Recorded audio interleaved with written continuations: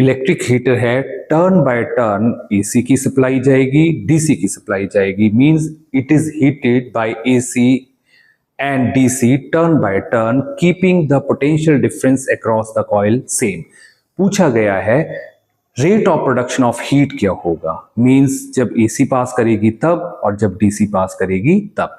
Simple सा numerical है, depend किसके ऊपर करता है, रेजिस्टेंस ऑफ द कॉइल। हमें पता है जॉल्स लॉ ऑफ हीटिंग होता है H equals to I square RT, तो मींस करंट के ऊपर डिपेंड करेगा, R is the ohmic resistance of this coil.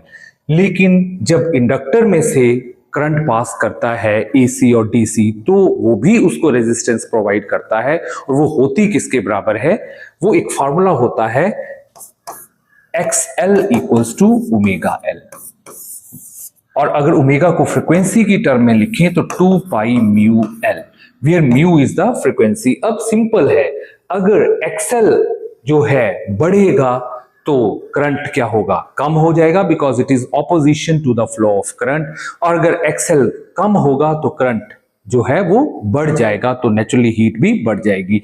तो देखते हैं, जब इंपीडेंस की बात हो तो जो इंपीडेंस ऑफ द सर्किट क्या है, वो फार्मूला होता है आई स्क्वायर प्लस XL का स्क्वायर। XL मैंने आपको बताया ओमेगा L होता है 2 पाई म्यू L, और डीसी के केस में फ्रीक्वेंसी 0 है, तो आपके पास XL क्या हो जाएगा, 0, क्योंकि यहां L को हम क्या पुट कर देंगे, 0, और XL 0 हो गया, तो जो इंपीडेंस आएगी that is simply ohmic resistance of the coil.